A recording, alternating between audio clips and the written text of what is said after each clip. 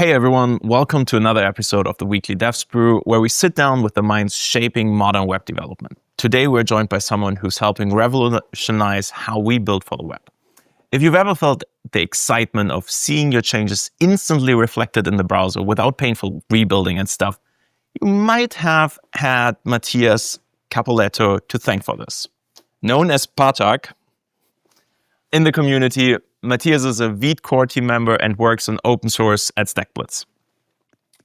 Or Bolt? We'll talk about that in a minute. Yeah. Hey. How are you doing today, Matias? I'm great. That was an amazing intro. Like one of the best ones I think so far. Thank you. I appreciate this. Yeah, very happy to be here in the coffee shop with you. I should have called this coffee shop. This is so perfect. You've been with the community for a while now. I've seen you doing Vite stuff for a couple of years now online. How did you get into this? Yeah. So I was doing open source a long time ago, like some C++, like let's say like 20 plus years ago. Like I'm old. and for a while I was doing some like web engine, like graphic engine that was not open source. And then I started working in an agency that like it was growing very fast, and we started using open source. I was in charge of culture and trying to do education also. And so we started to use open source as a way to like level up like the developers that were entering. I think it is amazing when you do open source right. You can not only your like technical skills, but you interact with maintainers, your communication skills, like social skills. That is, at the end of the day, it is what a lot of us lack, and like that should improve. So I was doing that, and like this open source, we started to open source some applications, and then like as a way, we had this little open source club, and as a way to like show that it's possible to do PRs, I started to do PRs myself and saying like, well, this is how you do it. And I started saying, oh, I remember why I really liked to do this before. and then it was like first view use. I was like, we released an application that was a view grid generator, CSS grid generator. So that was like very easy to extract some utilities, like push it to view use. I met Anthony Fu there, that I imagine like a lot of the audience know.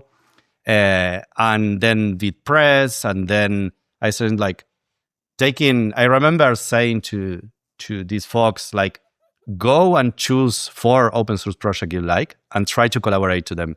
Join their Discord, like do a documentation PR, like help them triage. And I choose 4. One of them was Vite, because like Evan was starting to do the refactoring from Vite 1 to Vite 2. That was like a really, really big sprint of like 3 months he did there. And so that was one of the projects, and I started doing that myself too. And like send, as normally it happened, you send some documentation PRs. There was a lot of roll-up plugins that needed to be compatible at that point. And there weren't compatible, and because it was like just starting and the code was changing a lot. So I was reporting these compatibility issues, like very like mechanical work, but that is still helpful. Like going through each of the plugins and saying, okay, like this doesn't work because of this, like giving a minimal reproduction. And Evan at that point was just like in like beast mode and like closing issues as soon as I hit the open button. And it was really like rewarding to participate in that. Yeah. And from there, one thing I really enjoy doing also, as like I was doing it also like kind of professionally in this agency, that it was working, like generating spaces to collaborate between the people, like, I don't know, a JavaScript channel where people can help each other. Like this was like 150 developers. So like, it's good to have these things. So in the same way, there was no Discord for Vite. So we proposed it, hey, like let's do a community. Like it seems like the project is ready for that. Evan created the community, made me and Anthony Fu at that point, an admin. And I was like, wow, he's really trusting me more than I should maybe be trusted at this point. But I think like this is something that maintainers have a good eye in when to like encourage others to get involved and become also maintainers and not only contributors. So yeah, like I started doing a lot of community there, like in Discord, like helping others. And when Evan created, after the Vite 2 was released, Evan needed to refocus on Vue because this Vite sidetrack like was taking a lot of like time from him. So he decided to create a team for daily maintenance. And again, like Anthony Fu, me, and Anderfin were the first team members. Anderfin now is working on Rolldown. So like he's still involved. And from there we started working with Anthony, like proposing new team members, like trying to expand this team because it was a lot of responsibility, to be honest. I didn't have the experience at that point to like be in charge. Like it's not like I ever was in charge alone of like the Vite, because luckily we had so many people. Like Anthony was there, obviously that is like very helpful. But at the same time, we got a lot of very, very good people, frameworks starting to use Vite, and from each framework that joined, kind of like brought someone from there that like ended up being part of the team. One thing I'm wondering, because if I look at open source projects, mostly I pick the ones that I'm particularly interested in. And that might be my bias, but like bundlers is such a different thing from what you normally do as like JavaScript developers. It's like basically the complete opposite. Like you have mostly no UI. So you don't have like this immediate feedback loop.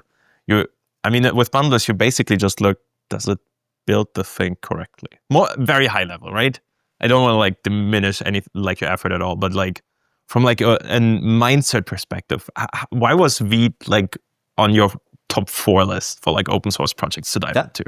That's a very interesting question, and I will say that this like idea you have of Vite like is more about ES-Build or about rollup, that's true, or about roll down. Like these are extremely complex pieces of like engineering that like generates like these like massively efficient bundling. I was not interested in that part. Yeah, this doesn't sound very interesting, to be super honest. I will still honestly say that like I'm amazed by the people that do that kind of engineer. But what Vite, like why it attracted to me, like Vite was part of this movement, like other projects like Snowpack, WMR, Web Dev Server, all these projects where actually what you say, like there isn't this feedback loop.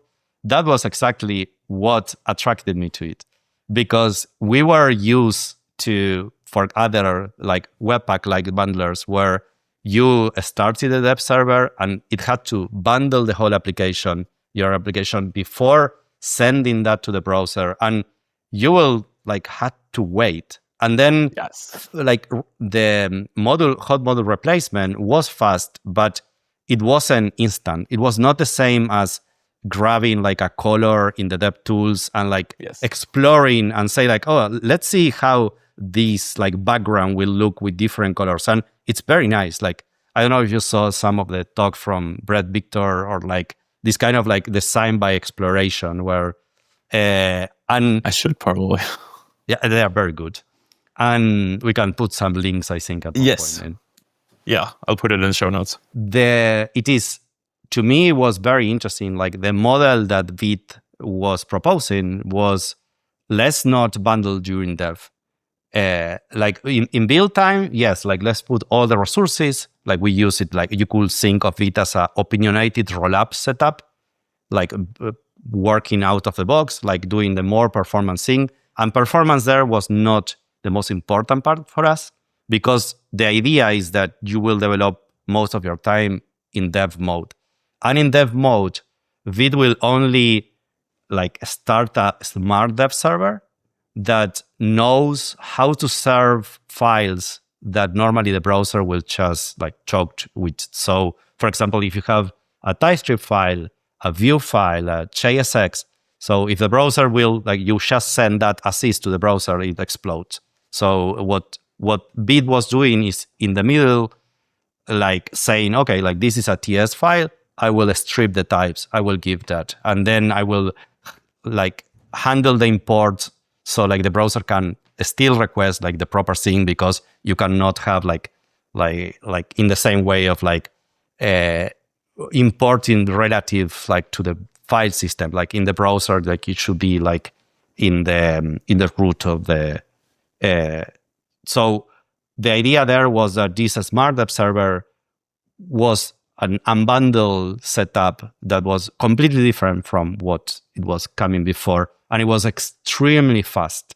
And when you, not only in the startup, but later on when you started to play like with this like color picker in CSS, you could see the same, that you had the same experience you had in the DevTools now in your editor. And that was really magical. Like it is interesting because after 4 years or 5 years now, maybe it doesn't feel magical anymore. That is kind of double stake, and that's good. But that was very attractive at that point. No, I get that. Like I do remember like Webpack, just the hot module reload taking like, okay, let me grab a cup of coffee. I'll be back here in a minute. I would like to talk a little bit more about the community aspect that you mentioned before, because if I look at my Discord, I get an immediate panic attack from like 500 channels with like all like a badge icon of like 99 plus something. So this might just be me, because I'm very interested in everything going on. So I'm very eager to just like, oh, I should sign up to this other new channel that just popped up or something. So the list is growing and growing. How do you keep on top of all those things? Maybe it's just me and I'm not able to, but yeah, you can't. That's okay, the honest. So cool. like, so then you can relax. Like when you cannot, you can say like, okay, yeah, then I will do like whatever, and like it will be fine. It will help. I think the first difference is that you are not alone. Like Discord only works when you manage to get a group of people that wants to help each other. It's not like if you structure Discord in a way that you are in the middle of a star, that every message goes through you, or even like if the team is in the middle, then it completely breaks and everybody burns out and stop looking at it. And there is a lot of details in that regard, but people starting to ping, like, you know, like so you can take a lot of measurement to try to teach like people how to properly use this. And it's a lot easier, to be honest, at the start of the project when you are only like talking with early adopters that they know the right etiquette and they are very eager to help each other. So like it's very different new Discord that maybe you have 100 people that everybody is like very passionate and building on top of this new tool. That's completely different to what later happened, for example, in Vite, that nowadays is not like to throw shade on like anyone, because this is like the normal way things evolve. But a lot of what is happening in the public channels right now is our new users joining, like asking for help. And there you still need to, like for it to work, still need to be that there are like good community members that wants to help. And maybe it's a completely different set from the contributors doing code, because there are different skills even.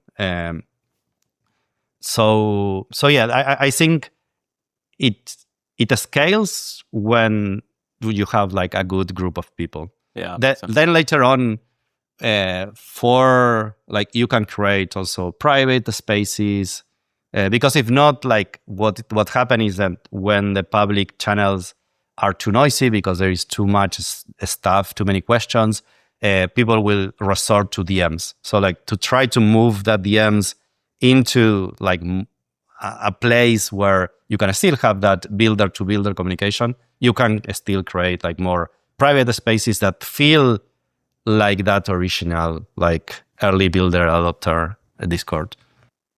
I'm wondering now,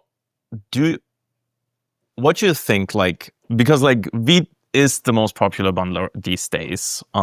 More or less everyone major project offers support for it.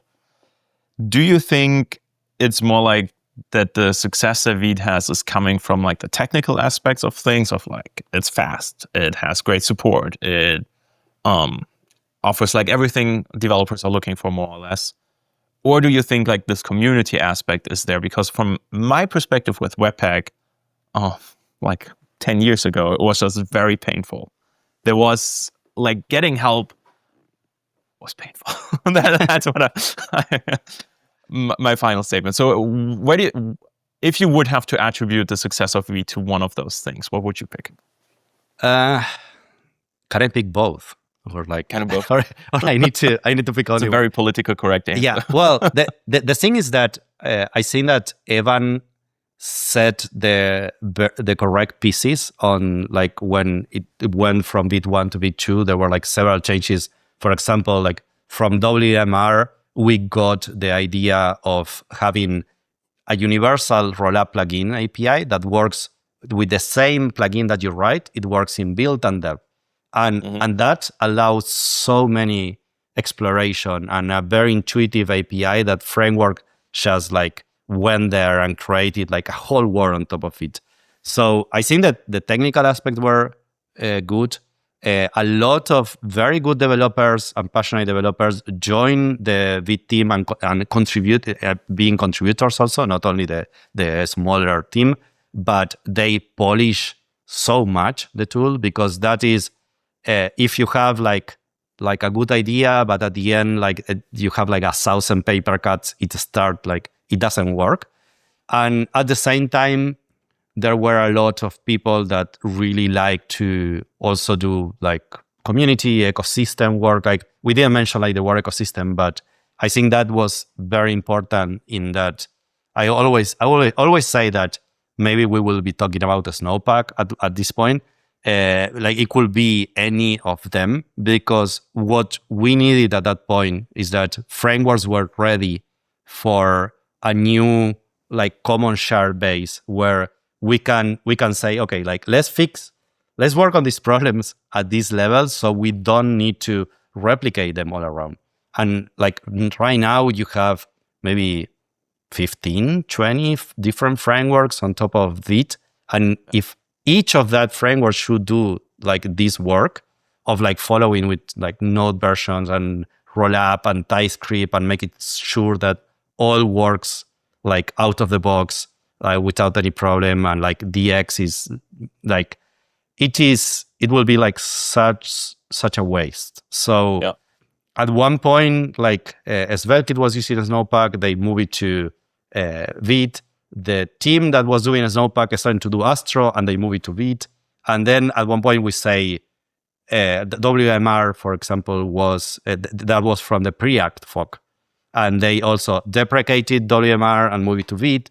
And at one point, like the ecosystem say, okay, like the Vite will be this base. And I think, like as I said, we got so much from every one of these framework joining. Like you will start to get issues written by Rich Harris and a PR going with it, and you, like as I said, like I was gaining experience as like we were maintaining, and for me it was like, yes, I will merge the PR of Rich Harris. Yes, whatever you say.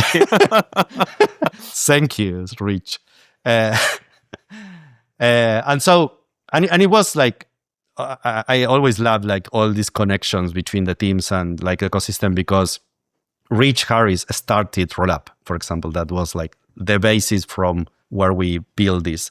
And then like Lucas continued to develop it, but there are so many examples of like all these tools. Like at one point, because we had this scale and like a lot of projects starting to use it, like we could justify bigger investment in saying like, okay, maybe we can do a tool like Vitest, Like it was unthinkable at first to say, let's do a new testing framework. Let's compete with Jest. It was completely unthinkable. And then at one point, because like the story of Jest and Vite was not good, and we had all this momentum, you get like someone like Anthony Fu inspired and saying, okay, I have a proof of concept working in 4 hours. Why do I see him like sitting somewhere and be like, watch me? I think I'm very glad you brought this up, because the thing with V-test is, if you think like the jump from pretty much any building tool to Vite is crazy, like the jump from any test tool to V-test in terms of developer experience is just so good.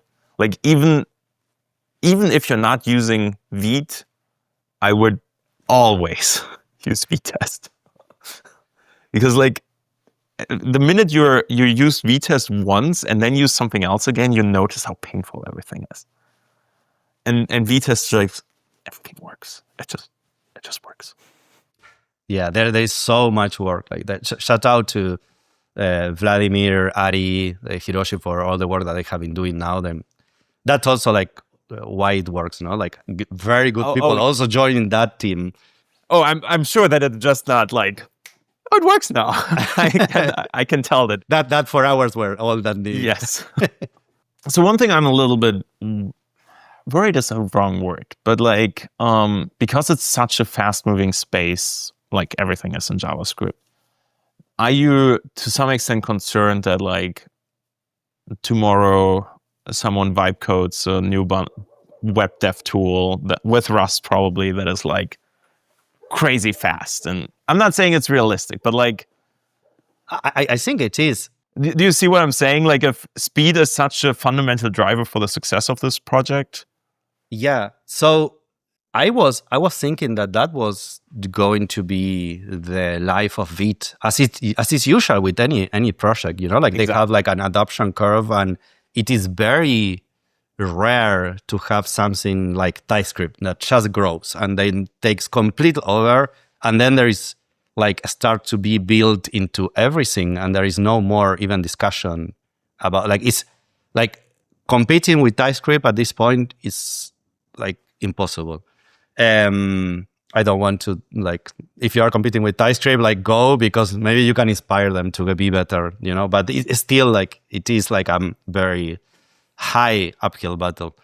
But so I think that with the life of Vite, it was like extremely interesting to me, something that we didn't discuss, but like, as you say, like I work at the StackBlitz, and part of like riding that grow that we were having was that the StackBlitz hired me because there was a lot of alignment between Vite and what StackBlitz needed. Like they were working on web containers that allows you to run Node in the browser. They have this IDE that it was like instantly giving you like a playground, but then you have like older build tool taking minutes, and it was like completely breaking the magic. So the time when Eric Simmons, the CEO, like saw Vite, it was like, yes, this is what we need. Or if not, we had to build it. So they started to put resources there. Then Anthony Fu got hired by NaxLab. Jorn got hired by Astro. And then like we could sustain the growth as we were going. And still, I thought at one point that, yeah, like there could be other tools coming. And there were, like TurboPack, Vercel starting to work on TurboPack for Next. That Next is like the project that is not using Vite at this point. RSPack is starting also to work on, like from ViteDance, to work on an alternative to Webpack in Rust. And ESBuild kept growing. Like that's crazy. But ESBuild was always very, very like scope limited, and it didn't want it to create a whole ecosystem, like, and open up all the like plugin API that you need if you want to create like a whole ecosystem for frameworks. That is like a good decision. That is like a one-man show. Like Evan Wallace is like amazing doing that. And so I saw that like it was completely possible that like Vite will go and then maybe be replaced or maybe like be an option. Maybe you want to use Vite for certain projects, like you can find niches. But Vite kept growing. And what happened at one point was that Evan Joe like said, okay, like Vite is at a level at this point where we need to start taking like more responsibility. And this I think was like a natural progression with the scale, because at the beginning you can see Evan closing issues, saying and keeping like a very like laser focus scope for Vite that helped it a ton, saying like, we are not going to support Electron, for example, because we are a front-end tool. We are not going to support that use case. Just like there are other tools. Go use Webpack. Like, so this was like, go use Webpack was like something normal to say at the beginning. But at this point, at one point, it started to be hard to tell others, jump out of the ecosystem if Vite is not enough for you. So I think there were two main issues that we had with Vite. And this was a little bit worried for me in the sense of like how we're going to, like three issues, like how we are going to manage the scale. So first issue was funding and like how we continue to scale, because we will need more people working on Vite. Another one was speed for very large applications. Like not like Vite working perfectly when you have 1,000 modules or less. That will be like most projects. But if you have these like I don't know how to describe them, but like it's like 10,000, 20,000 module massive project inside an enterprise, then you still like, if you start to send all the modules unbundle or even roll up during build, it takes too much time. And some of the other tools like AirSpack, TurboPack, at one point they will be ready to tackle this large project in a better way. And we could still say like, okay, like if your project at one point reaches that scale, move away. But it's very hard to like do a project that doesn't like scale until the end with you. So that was the second one.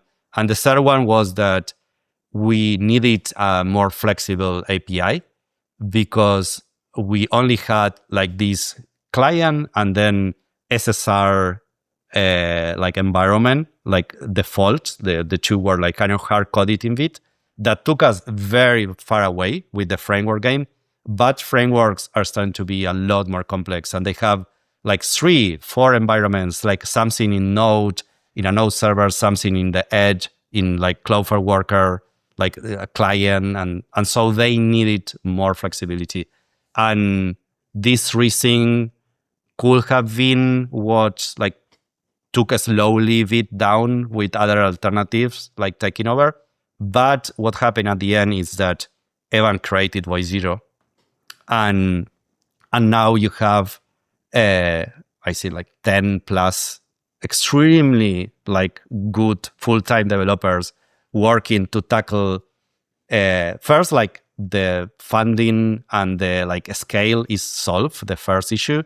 And it's not like other companies are like backing up. For example, StackBlitz is still hiring me. And not only that, after Y0 was announced, we hired ID Perkio that is working half time on Vitest and the other time in Bolt. So like we still like are like very like, we even invested in Y0, like StackBlitz invested Makes sense. And so there is very good relationship there. And they are working on roll down that will replace, eventually it's like a roll up port in Rust, and will eventually replace both roll up and ESBuild. That ESBuild is in Go. So yeah. Vite always had these two bundlers that were like, if you need a speed, you use ESBuild. If you need flexibility, use roll up, and we combine them, like trying like that it doesn't show that actually you have two completely different things inside. And roll down will have the scope of both, like be as fast as ESBuild, have things like JSX, like TS, like type striping directly inside built in, and at the same time have the flexibility of the rollup plugin API, like being like a best effort in being compatible. So that is already like in the next minor, the documentation of Vite already will tell people how to try it out in their project. Safi Red, that is one of the Vite core maintainers, have been doing an amazing job on a new like fork of Vite. It's called Roll Down Vite, that already replaces the both pieces. So that was the second, and it's tackled. And the third one, we spent like the last 2 years actually reworking like everything internally in Vite with environment API. And now you're able to create as many environments as you need, and like you are able to run them in whatever runtime you need. And so now it's also flexible. So like it, with these three things, now it feels that Vite is just starting. This is like my feeling right now. Interesting. Real quick about the environment API, because that's probably like one of my favorite release announcement blog posts, because it's basically saying like, oh, we're so excited to announce the environment API. Yes. It's a huge game changer, but if you're a normal user, you probably don't care. So I was just like, okay, and it's like a little bit more verbose than that, right? Like it's explaining it a little bit, but I was reading it and was like, it sounds exciting. I can tell that the team is excited about it, but I have no idea what this is doing. But now the way you talk about it, like, oh yeah, okay, like tools like 10-stack start, solid start are massively going to benefit from things like that. Yeah, exactly. The idea would be that frameworks will actually use this. That is a more like low-level API that we directly something like that. It's sad. Yeah, we directly promote like Vite at one point is a toolkit for framework authors. Yes, it was built by Evan, that is a framework authors, like with all like his own needs in there. So like normally, like we take like pride, like if a user upgrades a Vite Mayor and say like, wow, everything just works. Like and it, like if they don't notice that Vite is there, then Vite is doing its job. I think that is a good way for open source projects to look at things, because I mean, to some extent also like often open source work is like a way for like a creative outlet. That's at least how I use it a lot these days. So if I have 10 users, I don't care if I break 10 users. And it's a little harsh, but I for like bigger projects, I love that there's a diligence to say like the ideal scenario would be to not break our users. Yeah, obviously, and there is so much going on behind the scenes for that to happen. Like at one point, for example, like we were doing releases and like user count was growing, and like pressing that release button was starting to be so scary, like really scary. And what we did at one point is that Dominic Shi created this structure called Vite Ecosystem CI, where it's a repo that like together with some GitHub actions that is connected to our repo. And we get reports like weekly on the main of how Vite is working with all the CIs of the ecosystem. I think there are like 25 CIs right now. And also every time that we need to merge a PR, for example, like if we want to merge it for a patch, we will first see like, are we going to break someone or not with this? No, and that's cool. Like before pressing the release button, we now see that everything is green. So at least we can say like, hey, like if we break someone, like you're not testing for that. So that was like so much helpful. Yeah, I talked with Daniel Rowe about that, because he was also like, this is such a game changer for us to know like there's going to a breaking change that we might need to handle or something. So that's a fantastic idea for an ecosystem, particularly with like such a fundamental technology like used in such a broad system. I mean, I think we met for the first time and like walking past each other like 2 weeks ago at this point. So probably by the time this goes live a little later, but we were in Amsterdam and I cannot talk. And you announced ViteConf. Yeah. In-person ViteConf. Yeah. So the thing is, ViteConf has happened for the last 3 years. Yes, this will be like the 4th edition. This was one of the very interesting things that happened like with having that extra funding from StackBlitz. So like one of the like first conversation I had with Eric when I joined the StackBlitz was he saying to me, "Look, let's do like what do you think if we do a Vite conference?" And I said like, "We don't have the experience for doing that." What are you talking about? But at the same time, there was already some discussions in the community, like let's do a meetup, let's do like a small thing, and there was the intention of like there was enough movement for something like that, but we didn't have like experience, we didn't have the funding and like to go and do these kind of things, and basically Eric said like, you know, like you have the marketing team of StackBlitz. You have like we are going to hire producers. We are like yeah, let's go. And it was really interesting. Like they even put like designers, like web designers to do web page and like all like they use it. StackBlitz, we use it our mailing list like to invite people so like they actually grow. And we ended up with that first year, I think like 24,000 people like created like for you going in that online conference, 44 speakers I think, like, and it was like a 24-hour marathon that we did, and it was so nice for the ecosystem. I think that first one was so special, like to like canalize all that energy there, and it was online. It was like this 24-hour because we wanted to be around the globe. I loved that part of it. That was really well done. It was really, really nice. And then we did the second edition and we did a third edition, and we are starting to get like, hey, are you going to do one in person one day like this? And we said the same as before, like we don't have the experience for that. It's a different game to do. It's a whole different thing. Yes. But it happened this year that Evan was looking to do a in-person conference. And so like we were already connected with the JS World folks that are doing like this amazing conference for Vue and the ecosystem at large in a theater in Amsterdam that is so beautiful. I love that conference so much. Like it's like 1,000 people, so it's not like these massive things. Like you still get to talk a lot to all the attendees, and like there is a lot of speaker communication. It's really, really nice. And single track that I love also that about conferences. And probably my favorite stage I've been on too, because it's just like, it kind of feels like a theater. So you like see literally everyone. You're not like standing above the audience, like you're actually below. So everyone looks down on you, and it's like a great atmosphere.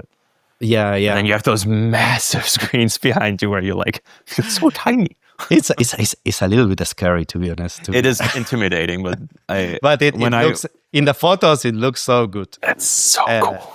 And yeah, I also I completely love it. And so we like as we do with this, like again, like the relationship with Evan and Voice Zero, like Eric established, like it's very good. So like we talk it and say, look, like we were also thinking on something like going in person, but we did like the experience. So why, instead of having like two smaller conferences, we like join forces, do a very big one, and like continue the tradition of like that ViteConf started, and say this year like ViteConf in person. So this year we are organizer partners. So like I'm going to like the last editions I was very behind the organization together with other people from StackBlitz.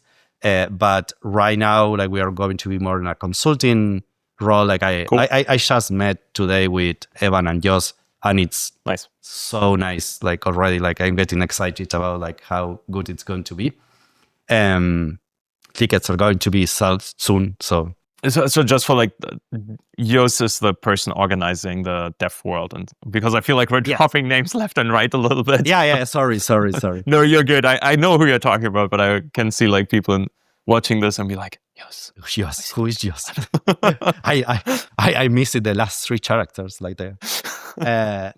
So I think it's going to be really, really nice. ViteConf has always been this place where also project like Storybook in the first one, they went there and say, you can now run a Storybook with Vite and no Webpack. Because until then, if you wanted to run a Storybook, you were running Webpack and Vite at the same time. Like that was the state of the ecosystem at that point. And like we always like had like teams choose to do like big announcement, roll up. Like Lucas choose to do like the major like release on that day, for example.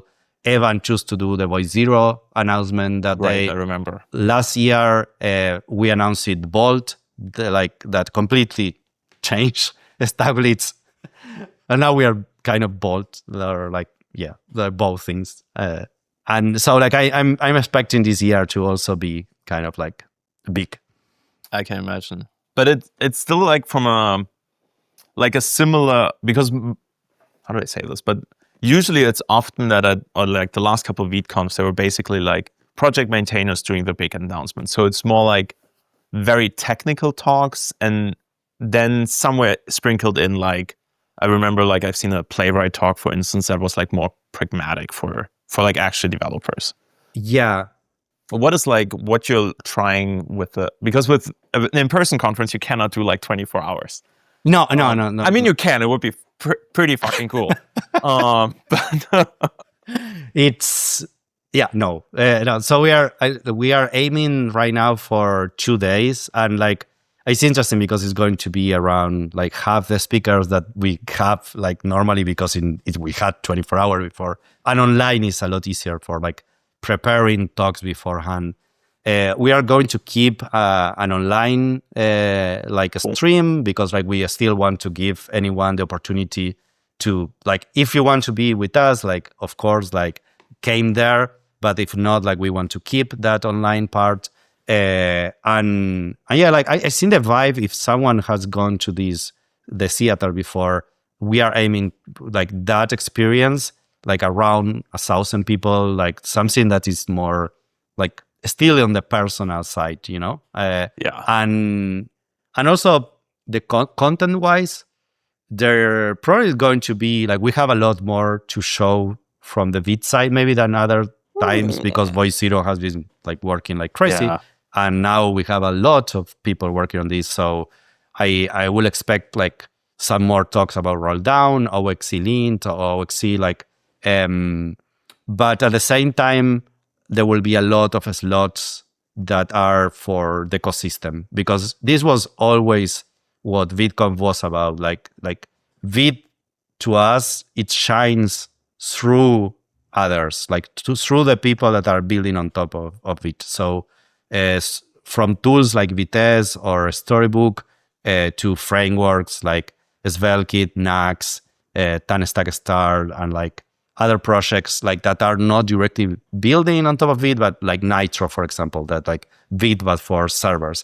And so there is, to be honest, there is too much for a single conference, but this will just be the first year. And like hopefully this starts like a tradition of like, okay, the ViteConf 26 will be even bigger. It's kind of terrible, because at the beginning of the year I was like, okay, I should really scale down a little bit with conference. And then end of last year, Josh Goldberg did SquiggleConf, where I was like, oh, this is super exciting. Now there's ViteConf, and I'm like, oh, my travel schedule is already like... But I'm genuinely excited for you. I think this is a great thing for the ecosystem. And Amsterdam is just such a perfect spot for this. We already talked about this. Yeah. And one thing that to me is important, like this idea of like meeting in person later on helps so much when you work online with others. And yes. 2 years ago, in Vue.js Amsterdam, just like managed to get 10 people from the Vite team together for the first time. Oh, that's cool. It was the first time I saw Evan. The first time I saw Anthony Fu. It was first time that we all met each other after working really cool. for like 2 years. And it was so nice. And we actually designed the environment API like with paper and like pen in the venue.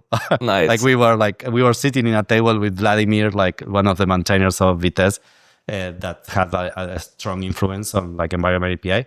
And it was, yeah, so the venue had a lot of like really history for us. And now it may be a really good opportunity also for like the new people that join from Voice Zero that like I don't know a lot of them. Like I have never met Boshen, for example, the author of OXE.